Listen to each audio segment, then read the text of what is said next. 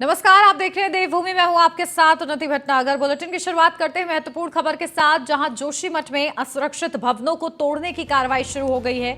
Mount view और मलारी इन hotel गिराया जाएगा, जहां पिटकुल के कर्मचारियों की विद्युत आपूर्ति के तार हटाए हैं। एसडीआरएफ, एनडीआरएफ और पीडब्ल्यूडी के अफसर मौके पर मौजूद हैं। अब तक 75 भवनों को तोड़ने का फरमान मिला है। तो जो स्थिति बनी हुई है जोशीमठ की, उसको ध्यान में रखते हुए वहां पर कार्रवाई की जा रही है, जहां अब तक 75 भवनों को तोड़ने का फरमान मिला है और इसी के अनुरूप काम किया जा रहा है। जोशीमठ में जो भी असुरक्षित भवन हैं, उनको तोड़ने की जो कार्रवाई है वो शुरू हो चुकी है और इसी के साथ साथ माउंट व्यू और मलारी इन होटल गिराया जाएगा। अब तक 75 भवनों को तोड़ने का फरमान मिला है। पिटकुल के कर्मचारियों ने विद्युत आपूर्ति के तार हटाए हैं। तो एसडीआरएफ, एनडीआरएफ और पीडब्ल्यूडी के अफसर मौके पर मौजूद हैं। तो अब तक 75 भवनों को तोड़ने का फरमान मिल चुका है। जोशीमठ की जो स्थिति है उसको लेकर राज्य सरकार बेहद ही ज्यादा संवेदनशील हो चुकी है और इसी के साथ ये बड़े फरमान जारी किए गए हैं। सीधा रुख करते हैं, हमारे विशेष संवाददाता सुदीप जैन हमारे साथ जुड़ गए हैं। सुदीप, क्या कुछ जानकारी मिल रही है? अब तक करीब 75 भवनों को तोड़ने का फरमान सुनाया गया है और कार्रवाई भी बताया जा रहा है भवनों को तोड़ने की शुरू हो चुकी है। क्या कुछ अपडेट मौके से? जी देखिए, ये जो भवन डेंजर जोन में आ रहे हैं उनको तोड़ने का आदेश हुआ है जी। और इसका एक सर्वे हुआ था पूर्व में। राज्य सरकार ने पहले ही घोषित कर दिया है कि जो डेंजर जोन है उसको खाली करने की, उसको तोड़ने की ये सिफारिश जो एक्सपर्ट कमेटी गई थी उसकी रिपोर्ट मिली थी और आज से इसकी शुरुआत होने जा रही है। ये फरमान नहीं है, ये एक जो समिति की रिपोर्ट है उसके आधार पर निर्णय लिया गया था। आज होटल मलारी और पॉइंट माउंट व्यू को तोड़ा जाएगा। एसडीआरएफ ने सभी तैयारियां पूरी कर ली है। सीबीआरआई रुड़की से एक एक्सपर्ट टीम आ रही है जिसका इंतजार किया जा रहा है।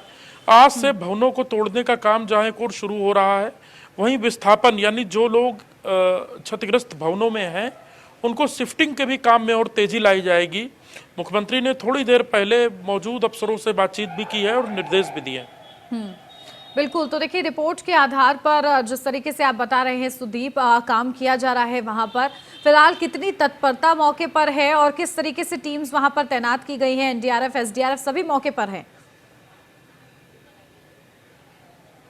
जी बिल्कुल, पूरी तत्परता है और पूरा प्रशासन अलर्ट मोड पे है।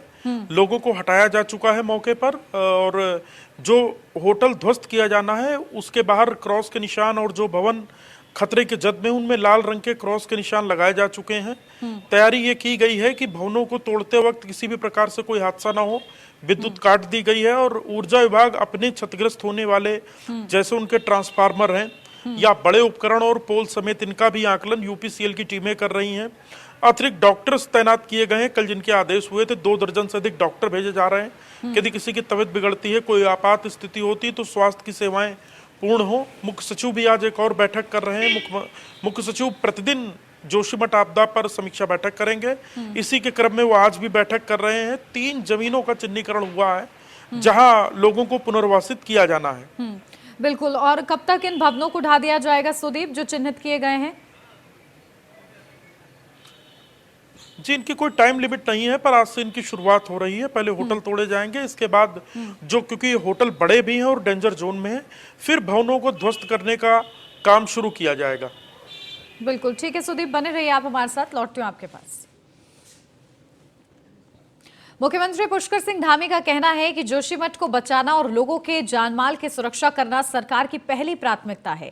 सीएम पुष्कर सिंह धामी ने सभी लोगों से अनुरोध किया है कि वे इस समय मिलजुल कर जोशीमठ को बचाने के लिए आगे आएं। सरकार के साथ ही जितने सामाजिक और राजनीतिक संगठन हैं, सभी को एक टीम वर्क के रूप में काम करना चाहिए। मुख्यमंत्री पुष्कर सिंह धामी ने कहा है कि अब तक 81 परिवारों को सुरक्षित स्थानों पर शिफ्ट कर दिया गया है। इसके अलावा एक नया भूधसाव जोन बना है, उसकी जद में 678 परिवार आ रहे हैं, इन्हें भी शिफ्ट किया जाएगा। सरकार प्रभावित परिवारों के लिए लघु व दीर्घकालिक योजना पर तेजी से आगे बढ़ रही है। तो वहीं पीपल कोठी, गौचर सहित कई स्थानों पर जहां भी सुरक्षित जमीनें उपलब्ध हैं, प्रभावितों को बसाने की योजना पर भी काम शुरू किया जा रहा है। प्रधानमंत्री नरेंद्र मोदी भी लगातार जोशीमठ भूधसाव की समीक्षा कर रहे हैं। मैं सभी लोगों से अनुरोध किया है कि ये समय सबको मिलजुल कर जोशीमठ को बचाने का समय है। सब लोग एक टीम के रूप में काम करें, सभी लोग मिलकर, सरकार है, सामाजिक संगठन है, राजनीतिक संगठन है, हमारी सबकी पहली प्राथमिकता है कि जोशीमठ शहर बसना चाहिए और लोगों की जान माल की सुरक्षा होनी चाहिए। जहां सभी लोगों से मैंने मिलकर भी वैसे भी अनुरोध किया है और लोग लगे भी हैं, सब लोग अब इस काम पर लग गए हैं और जो खतरे की जद में आने वाले 68 मकान थे उन सभी को शिफ्ट किया गया है और जो एक जोन बना है 600 मकानों से अधिक का, उनको भी वहां से सुरक्षित स्थानों पर ले जाने की कार्रवाई गतिमान है और माननीय प्रधानमंत्री जी भी लगातार इसकी समीक्षा कर रहे हैं, लगातार व्यक्तिगत रूप से वो जानकारी ले रहे हैं और उन्होंने हर संभव यहाँ पर मदद का हमको सहायता का आश्वासन दिया कि हर प्रकार से सहायता होगी। कल पीएमओ ने भी मीटिंग करी है, हमारे राज्य के भी सभी अधिकारीगण, चीफ सेक्रेटरी कल वहां गए थे, सारा आकलन उन्होंने भी कर दिया है और हमारी कोशिश है कि सभी लोगों को फिलहाल सुरक्षित किया जाए। सभी और चलिए सीधा रुख करते विशेष संवाददाता बने हुए सुदीप जैन हमारे साथ। सुदीप, देखिए सीएम पुष्कर सिंह धामी का कहना है कि सभी को मिलजुल कर काम करना होगा क्योंकि जोशीमठ इस वक्त संकट में है। ऐसे में लोगों का किस तरीके से सहयोग मिल रहा है प्रशासन को? क्या वो ये बात समझ पा रहे हैं कि जान है तो जहान है?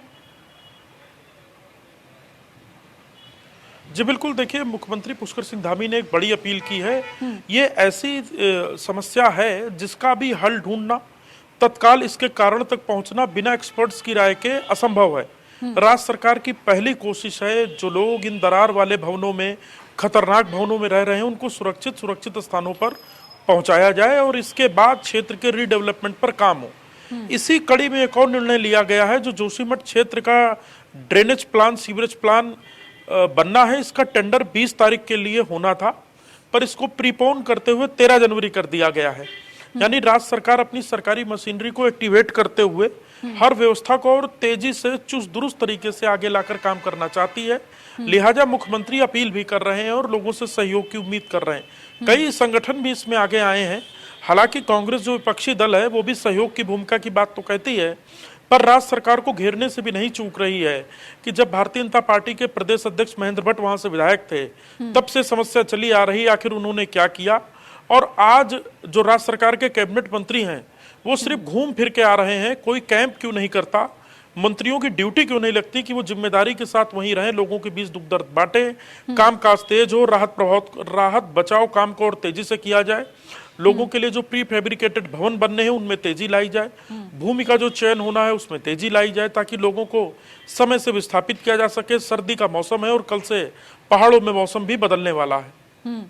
बिल्कुल, और देखिए इसी को ध्यान में रखते हुए फूक कर कदम आगे बढ़ाने की जरूरत है। ठीक है सुदीप, बने रहिए आप हमारे साथ। जोशीमठ आपदा पर कांग्रेस प्रदेश अध्यक्ष करण माहरा ने बीजेपी सरकार पर जोरदार हमला बोला है। उनका कहना है कि सरकार पूरी तरीके से संवेदनहीन है।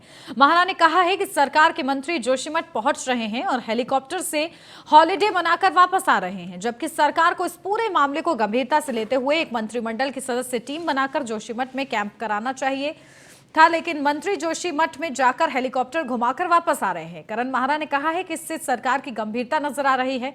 करण माहरा का यह भी कहना है कि शिक्षा मंत्री धन सिंह रावत चमोली के ही प्रभारी मंत्री है, लेकिन आज तक उन्होंने वहां कैंप नहीं किया। सुबह जाकर दोपहर को जोशीमठ से धन सिंह रावत वापस आ जाते हैं।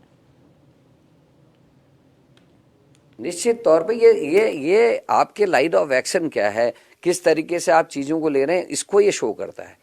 भाई किसी और सरकार रही होती, मुझे लगता है कभी ऐसी त्रासदी आई होती तो निश्चित तौर पर सरकार का मंत्रिमंडल की एक टुकड़ी वहां कैंप करती, लेकिन ऐसा देखने को नहीं मिल रहा है। मंत्री हेलीकॉप्टर से आ रहे हैं, 1-2 घंटा लोगों के बीच में रह रहे हैं, उड़ के चले जा रहे हैं, जबकि होना ये चाहिए था कम से कम 3 से 4 मंत्रियों को वहां कैंप करना चाहिए था और लोगों के बीच में रह के उनको हिम्मत बढ़ानी चाहिए थी। हाँ, अच्छा लगता, लोगों को भी अच्छा लगता, लोगों को लगता कि हमारे बीच में हमारी सरकार है और वो हमारे लिए सुध ले रही, लेकिन ऐसा है नहीं। हेलीकॉप्टर उड़ रहा है, हेलीकॉप्टर इधर से उड़ रहा है, कभी उधर को उड़ रहा है, ये हो क्या रहा है? कितनी आप गंभीरता से ले रहे हैं, ये इस बात को शो करता है कि आज 10 तारीख हो गई, 22वां दिन है आज वहां के लोगों को आंदोलन करते हुए, जमीन में बैठे हुए, मांग करते हुए, पुकार करते हुए 22 दिन में अभी तक किसी भी मंत्री ने एक रात वहां नहीं गुजारी। इससे बड़ा दुख क्या होगा? कैबिनेट मंत्रियों का एक समूह वहां क्यों नहीं रह सकता, क्यों नहीं कैंप कर सकता? 10 तारीख हो गई, सरकार कर क्या रही है?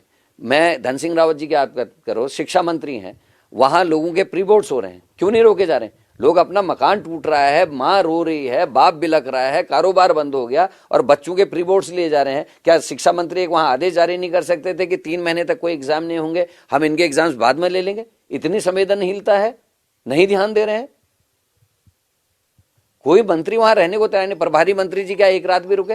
भाई, हमारे पहले दिन प्रीतम सिंह जी पहुंच गए, दूसरे दिन हरीश रावत जी और गणेश गोदियाल जी पहुंच गए, उसी दिन मैं भी पहुंच गया, अनुकृति गुसाई वहां पहुंच गई, मैं वहां था, हमारे 3 महामंत्री वहां थे, हमारे यूथ कांग्रेस के अध्यक्ष वहां हैं, हमारे कई विधायक वहां हैं, आज भी वहां सुमित हृदय जी वहां पहुंच गए हैं, अब भुवन कापड़ी आज पहुंचने वाले हैं। हम तो लगातार वहां जा रहे हैं लोगों के बीच में, लेकिन मंत्रिमंडल के समूह को वहां होना चाहिए था, जो वहां नहीं है। निश्चित तौर पर ये चलिए सीधा सुदीप का रुख करते हैं। सुदीप, देखिए इस पूरे मामले में अब राजनीति भी शुरू हो गई है। किस तरीके से कांग्रेस के अध्यक्ष की तरफ से बड़ा सवाल खड़े किए गए हैं कि आखिर मंत्रियों के वहां पर कैंप क्यों नहीं होते हैं, ये सवाल बार बार वो खड़े कर रहे हैं। क्या कुछ प्रतिक्रियाएं मिल रही हैं बीजेपी की तरफ से भी? जी देखिए, चमोली जिले के प्रभारी मंत्री शिक्षा मंत्री धन सिंह रावत हैं, जो कि शिक्षा मंत्री भी हैं, आपदा मंत्री भी हैं। ये जब आंदोलन शुरू हुआ और लोग परेशान होकर सड़कों पर उतरे, उस वक्त राजस्थान में व्यस्त थे और कल ये कुछ देर के लिए जोशीमठ में थे और उसके बाद लौट के देहरादून आ गए पैसिफिक होटल में कार्यक्रम में। तो निश्चित तौर पे करण सिंह महाराज जो इस प्रकार से मंत्रियों को घेर रहे हैं, वो सवाल तो खड़े ही करता है कि आखिर राज्य सरकार के जब मुखिया वहां पहुंच गए, अफसर वहां हैं, तो मंत्री देहरादून में क्या कर रहे हैं? क्या स्टेट में इस समय जोशीमठ से बड़ा क्या कोई दूसरा सब्जेक्ट है? क्या धन सिंह रावत को, जो भारतीय जनता पार्टी या अन्य मंत्रियों को मौके पर नहीं जाना चाहिए था? दूसरी महत्वपूर्ण बात कि क्या समस्या मंत्रियों के सामने ये है कि मौके पर इसलिए नहीं जा रहे कि कहाँ नहीं जा रहा है, या उनको अपने विभागवार ड्यूटी लगाकर, मसलन किसी मंत्री के पास पीडब्ल्यूडी, पर्यटन, सिंचाई, जलागम, जल, शिक्षा या ऐसे विभाग हैं, तो क्या उनको अपने विभागवार अफसरों के साथ वहां रहकर और व्यवस्थाओं को दुरुस्त नहीं किया जाना चाहिए था? तो ये आरोप है कांग्रेस के, क्योंकि कांग्रेस के पास भी मौका है और राज्य सरकार को जोशीमठ त्रासदी पर घेर रही है। जोशीमठ त्रासदी राष्ट्रीय मुद्दा है, खुद प्रधानमंत्री इसकी मॉनिटरिंग कर रहे हैं, पीएमओ में हाई लेवल बैठक हो रही है और कांग्रेस आला कमान तक भी इशू पहुंच चुका है। यही वजह है कि कांग्रेस के भी नेता दिन प्रतिदिन जोशीमठ पहुंच रहे हैं, लोगों के बीच रह रहे हैं। देखिए बेहद ही संवेदनशील ये पूरा मामला है और इसको ऐसे ही ट्रीट किए जाने की जरूरत है। ठीक है सुदीप, बने रहिए आप हमारे साथ। सुप्रीम कोर्ट ने जोशीमठ मामले पर तत्काल सुनवाई से इनकार कर दिया है। जोशीमठ के मामले को 16 जनवरी के लिए लिस्ट किया गया है। सुप्रीम कोर्ट ने कहा है कि हर केस की जल्द सुनवाई नहीं हो सकती। इन मामलों के लिए लोकतांत्रिक संस्थाएं हैं जो काम कर रही हैं। बता दें जोशीमठ और आसपास के क्षेत्र में भू धसाव के मामले में ज्योतिष पीठ के जगत गुरु शंकराचार्य स्वामी अविमुक्तेश्वरानंद सरस्वती ने सुप्रीम कोर्ट में जनहित याचिका दाखिल की थी। याचिका में जोशीमठ में भूमि धसाव की घटना को राष्ट्रीय आपदा घोषित करने और प्रभावित परिवारों को राज्य सरकार द्वारा त्वरित राहत देने और पुनर्वास की व्यवस्था करने की मांग की गई है। जोशीमठ में सोमवार शाम तक 9 वार्ड के 678 मकानों की पहचान हुई है जिनमें दरारें हैं। सुरक्षा की नजर से 2 होटल को आपदा प्रबंधन अधिनियम के तहत बंद किया गया है। 16 जगहों पर अब तक कुल 81 परिवार विस्थापित किए जा चुके हैं। जोशीमठ में सरकार का दावा है कि अब तक 19 जगहों पर 213 कमरों में 1191 लोगों के ठहरने की व्यवस्था बनाकर रखी हुई है।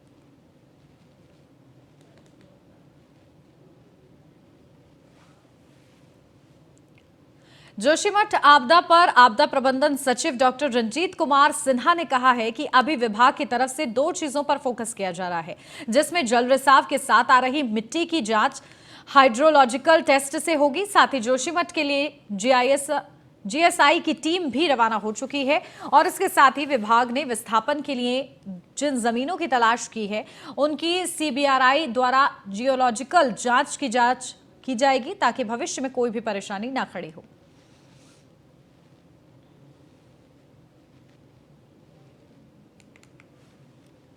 बता सकते हैं मिट्टी किस तरह से निकल रहा है, वो हाइड्रोलॉजिकल टेस्ट होगा, उसके बाद उसमें रिपोर्ट आएगी, उसके बाद क्लियर होगा। सर कब तक शुरू हो जाएंगे इसका जो शेड्यूल? क्या 2 चीज़ हमें तत्काल चाहिए, जो कि हम 2 दिन के अंदर जीएसआई की टीम जा रही है।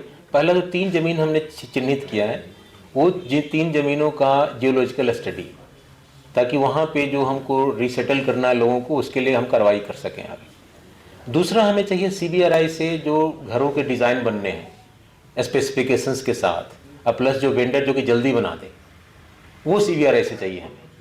तो ये दो चीज़ हमको सबसे प्रायोरिटी पे चाहिए। लोग ही बता सकते हैं मिट्टी। उत्तराखंड के मुख्यमंत्री पुष्कर सिंह धामी ने यूनिफॉर्म सिविल कोड को लेकर गठित कमेटी के खिलाफ दाखिल याचिका को सुप्रीम कोर्ट द्वारा खारिज कर देने के फैसले का स्वागत किया है। सीएम धामी ने कहा है कि देश की शीर्ष अदालत ने राज्य में समान नागरिक संहिता लागू करने के हमारी सरकार के कदम को भारतीय संविधान के अनुरूप वैध माना है। सीएम ने कहा है कि राज्य में UCC लागू करने को लेकर गठित समिति ड्राफ्ट तैयार कर रही है और जल्द हमारी सरकार समान नागरिक संहिता लागू करेगी।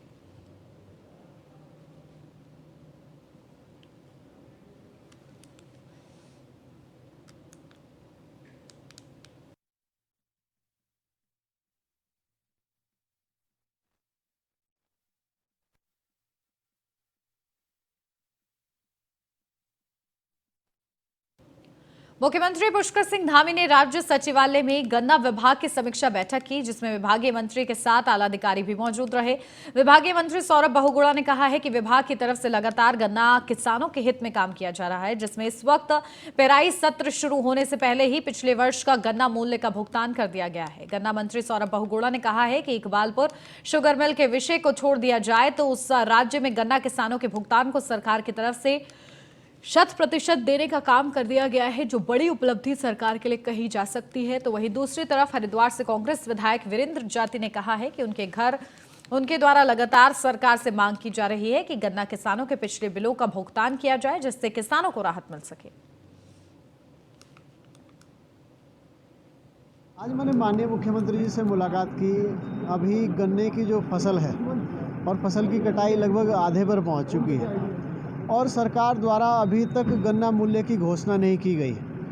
मैंने माननीय मुख्यमंत्री जी से मांग की है कि गन्ना मूल्य की घोषणा बढ़ती महंगाई के अनुपात में अधिक से अधिक पंजाब की तर्ज पर गन्ना मूल्य को घोषित करें, ताकि अभी किसान जो है संशय में है, ताकि उस संशय से पर्दा हटे। और किसान, मैं खुद किसान परिवार से हूँ और किसान जो फसल बेच रहा है उसको उसकी फसल का जो दाम है, वो मूल्य है, वो पता चल सके। इकबालपुर शुगर मिल लगभग 2017-18 और 18-19 का किसानों का 100 करोड़ से ज़्यादा का बकाया किसानों का चीनी मिल के ऊपर है। आज मैंने जो इस करंट सीज़न का जो सत्र शुरू हुआ है, नवंबर 20 के आसपास वो सत्र शुरू हुआ था, वो पेमेंट का सिर्फ बकाया है। पिछले सारे सत्रों का पेमेंट जो है सरकार क्लियर कर चुकी है। जो पिछला सत्र था जो जिसमें 250 करोड़ की देनदारी सरकार की थी, वो हमने पहली बार ऐसा हुआ होगा उत्तराखंड में कि एक पराई सत्र शुरू होने से पहले पिछली पराई सत्र का पूरा पेमेंट हमने क्लियर किया था। और इस बार भी जो हमारे गन्ना किसानों का पेमेंट का जो इशू है, जो 2 महीने का सत्र का है, उसकी फाइल हमने ऑलरेडी माननीय मुख्यमंत्री जी को प्रेषित कर दी है। बहुत जल्द फाइनेंस हमको बजट मिलेगा और हम वो पेमेंट भी क्लियर करेंगे। और अब बात करते हैं अंकिता हत्याकांड मामले की, जहां अंकिता हत्याकांड के आरोपियों के नार्को टेस्ट पर आज भी नहीं हुआ है फैसला। जहां आरोपी पुलकित, सौरभ और अंकित के नार्को टेस्ट पर 11 जनवरी को फैसला। जहां न्यायिक मजिस्ट्रेट प्रथम व भावना पांडे की कोर्ट कल सुनाएगी अहम फैसला। नार्को टेस्ट करवाने या नहीं करवाने पर 11 जनवरी को कोर्ट अपना फैसला सुनाएगी। तो अंकिता हत्याकांड से जुड़ी हुई ये महत्वपूर्ण खबर आपको बता दें, जहां आज भी आरोपियों के नार्को टेस्ट को लेकर फैसला सामने नहीं आया है। 11 जनवरी को कोर्ट अपना फैसला सुनाएगा। अंकिता हत्याकांड के आरोपियों के नार्को टेस्ट पर आज भी फैसला सामने नहीं आया है। तो आरोपी पुलकित, सौरभ और अंकित के नार्को टेस्ट पर 11 जनवरी तक का और इंतजार करना होगा। न्यायिक मजिस्ट्रेट प्रथम भावना पांडे की कोर्ट कल अपना फैसला सुनाएगी। तो नार्को टेस्ट करवाने या नहीं करवाने पर 11 जनवरी को कोर्ट अपना फैसला सुनाएगी और उसी फैसले का इंतजार किया जाएगा, ताकि इस पूरे मामले की सत्यता सामने आ सके। उद्यान मंत्री गणेश जोशी ने राजपुर रोड पर स्थानीय किसानों द्वारा उत्पादित जैविक फल सब्जियों के लिए ऑर्गेनिक मार्केट का शुभारंभ किया। आम जनता को अब मुख्य बाजार में ही ऑर्गेनिक सब्जियां उपलब्ध होंगी। वहीं कार्यक्रम के बाद मंत्री गणेश जोशी ने भी विभाग को इस तरह के बाजार खोलने के लिए निर्देशित किया है।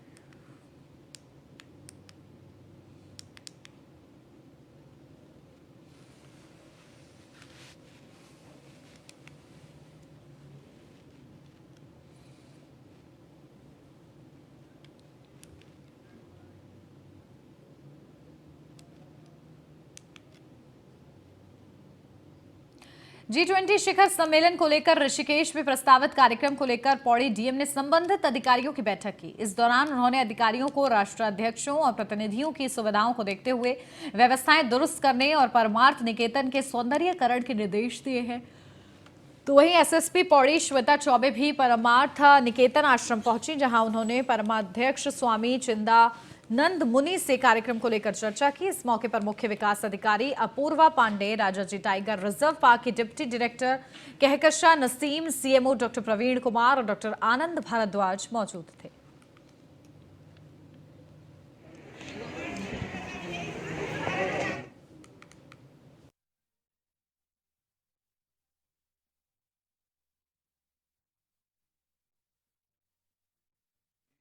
नेशंस के प्रस्तावित कार्यक्रम जो कि मई और जून में प्रपोज्ड है, उसी कार्यक्रम को लेकर इंटर डिपार्टमेंटल कोऑर्डिनेशन मीटिंग की गई है और इसमें फॉरेस्ट डिपार्टमेंट, पुलिस, रेवेन्यू के या एडमिनिस्ट्रेटिव डिपार्टमेंट या दूसरे जो लाइन डिपार्टमेंट्स हैं उन सभी के डिफरेंट ऑफिशियल्स ने पार्टिसिपेट किया और उन्हें इंस्ट्रक्शंस दिए गए कि जो इम्प्रूवमेंट्स किए जाने हैं उससे रिलेटेड मेरी तरफ से उन्हें निर्देशित किया गया। क्या क्या तैयारी रहेगी इसमें? इस संबंध में जो वेन्यू प्रपोज्ड वेन्यू है परमार्थ निकेतन, वहाँ तक जाने के रास्ते, मार्ग का सुधारीकरण या स्ट्रीट लाइट्स को इम्प्रूव किया जाना है या मार्केट में अगर कहीं इंक्रॉचमेंट जैसी कंडीशन है उनको इम्प्रूव किया जाना है। G20 की मई व जून में जो प्रस्तावित बैठक है उसको लेकर आज जिलाधिकारी महोदय ने यहाँ पे बैठक की। सभी विभाग जो हैं वो आए थे और पुलिस के स्तर से बेसिकली जो हमारा ट्रैफिक रूट रहेंगे उसके हिसाब से हमारा जो ट्रैफिक प्लान बनेगा और सिक्योरिटी से रिलेटेड, फिर फायर सिक्योरिटी से रिलेटेड जो भी चीज़ें हैं उन पर वृहद स्तर से चर्चा की गई है और उसी के हिसाब से हम लोग आगे की कार्रवाई और प्लानिंग करेंगे। क्या रूटों में भी बदलाव किया जाएगा? अभी रूट्स जो है वो फाइनल नहीं हुए हैं, वही अभी जो रूट्स जिस हिसाब से फाइनल करेंगे उसी हिसाब से हमारा ट्रैफिक प्लान बनाया जाए। G20 की मई व जून में जो राज्य आंदोलनकारियों को मिलने वाले 10% क्षैतिज आरक्षण पर राज्य सरकार ने गंभीरता से काम करते हुए कैबिनेट मंत्री सुबोध उनियाल की अध्यक्षता में 6 सदस्यीय कमेटी का गठन किया है। इस कमेटी के द्वारा आरक्षण को लेकर पूर्व में लगाई गई आपत्तियों पर अध्ययन किया जाएगा और इन आपत्तियों को दूर कर संशोधित बिल को फिर राजभवन को भेजने का काम किया जाएगा। राज्य आंदोलनकारी रविंद्र जुगरान ने कहा है कि धामी सरकार इस विषय पर गंभीर है और राज्य आंदोलनकारियों को उम्मीद है कि इस बार जरूर उनके हितों को संरक्षित करने का काम सरकार करेगी। इस सरकार की पुष्कर सिंह धामी जी की नंबर 1 जब वो प्रथम मुख्यमंत्री थे, द्वितीय अब की बार हुए हैं, दोनों की मंशा बिल्कुल स्पष्ट और क्लियर है, संदेह की गुंजाइश नहीं है।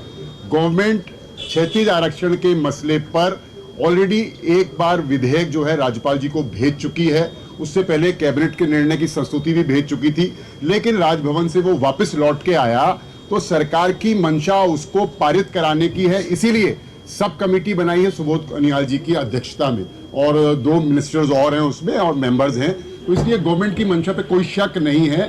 और मुझे लगता है कि पहली ही जो बैठक होगी सब कमेटी की बैठक, हम लोग भी माननीय मंत्री सुबोध उनियाल जी से जो चेयरमैन है इस कमेटी के, उनसे मिल चुके हैं और हमने उनसे निवेदन यही किया है कि आप जो उस विधेयक को दोबारा राजभवन भेज दें। इस सरकार उत्तराखंड में अभी फायर सीजन शुरू भी नहीं हुआ है, इससे पहले ही अल्मोड़ा के जंगल धधकने लगे हैं। अल्मोड़ा के अलग अलग जंगलों में इन दिनों भीषण आग लगी हुई है, जिससे जंगल धू धू कर जल रहे हैं।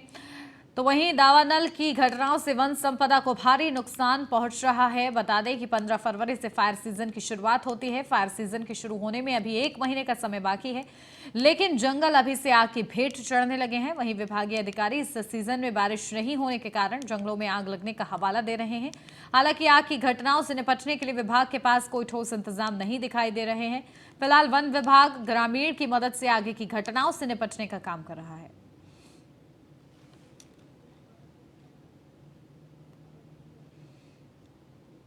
लगभग 3 महीने हो गए हैं और मध्य हिमालयी क्षेत्र में बूंदाबांदी भी नहीं हुई है। मौसम बहुत ही सूखा है, जिस कारण से वन क्षेत्रों में तथा वन पंचायतों में भी और खेतों में भी सूखी घास बहुत ज़्यादा हो गई है, जिसके न कटने के कारण वो एक फ्यूल का कार्य कर रही है। तो छोटी छोटी घटनाएं अल्मोड़ा जनपद में भी हो रही हैं, जिसमें कि लोगों के खेतों की आग या फिर छोटी सी आग भी बड़ा रूप ले रही है। इसको लेकर वन विभाग वर्तमान में गांव वालों के सहयोग से जहां भी ऐसी घटना की सूचना आ रही है, अपने जो भी सीमित संसाधन है उनका प्रयोग करके उनको बुझाने का। रुक करते बड़ी खबर का, जहां महिला आरक्षण बिल को राजभवन ने मंजूरी दी है। ये बड़ी अपडेट, जहां राजकीय सेवाओं में महिलाओं को 30% मिलेगा क्षैतिज आरक्षण। तो उत्तराखंड से ये आज की सबसे बड़ी और महत्वपूर्ण खबर, जहां महिला आरक्षण बिल को राजभवन ने मंजूरी दे दी है और अब इस मंजूरी के चलते राजकीय सेवाओं में महिलाओं को 30% आरक्षण मिलेगा। तो उत्तराखंड की ये अहम खबर आज की आपको बता दें, सबसे बड़ी और अहम खबर, जहां महिला आरक्षण बिल को राजभवन ने मंजूरी दे दी है। अब राजकीय सेवाओं में महिलाओं को 30% क्षैतिज आरक्षण मिलेगा।